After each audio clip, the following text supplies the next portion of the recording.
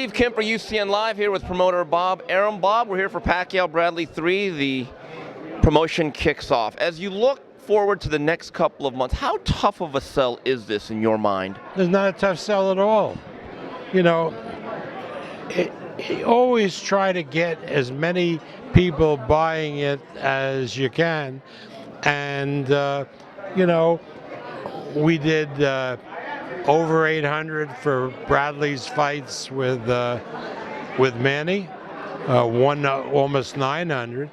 And we're going to do the same for this one, maybe higher. Mm-hmm. How much blowback do you think there is from the fight back in May with the way everything transpired? Well, it certainly didn't help. It wasn't a very exciting fight. So you would have preferred a much more exciting fight leading into this. But people want to see Manny.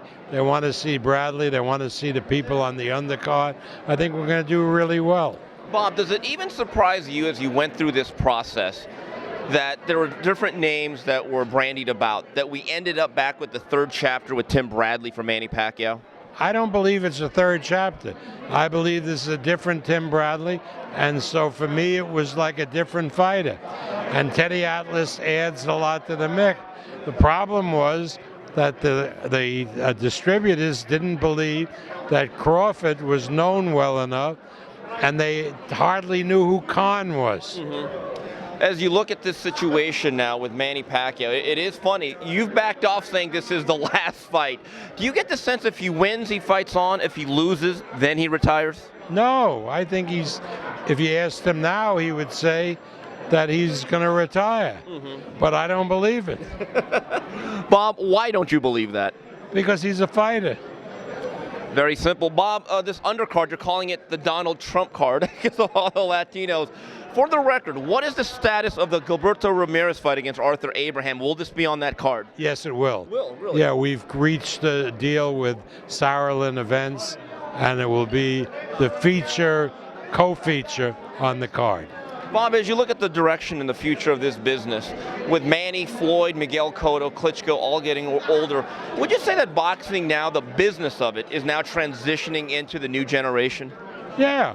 I mean, you know, everybody has young fighters that are great prospects. We believe we have the best with Verdejo, who's fighting in New York. The end of February, Felix Verdejo, Puerto Rico, Jose Ramirez, Oscar Valdez. Yeah, I mean, Gilberto Ramirez, if he comes through, is a young guy. I think he's 24. Mm-hmm. Bob, I ask you this every time I see you. What right now is the status of the business and where it stands? How is it different than, let's say, last year? I don't know. We just do what we have to do. And I think there's great interest among Hispanics. I think there's interest among people. You know, I think everybody was distracted by the PBC, but all they did was spend a lot of money and accomplish very little. So, you know, I think the business looks strong going into the future. Bob, did the PBC and the way they kind of stormed out of the gate, did it affect your business or how you did business in any way? Of course it did. They tied up networks, they tied up fighters. It had a big effect on our business, and it hurt our business to a large extent.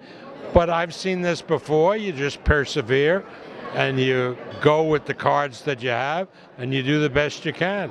Bob, the pay-per-view business after May 2nd, it seemed to have slumped a little bit. Would you say that's because of the reaction to the Pacquiao-Mayweather fight, or do you think the fights just were not attractive enough?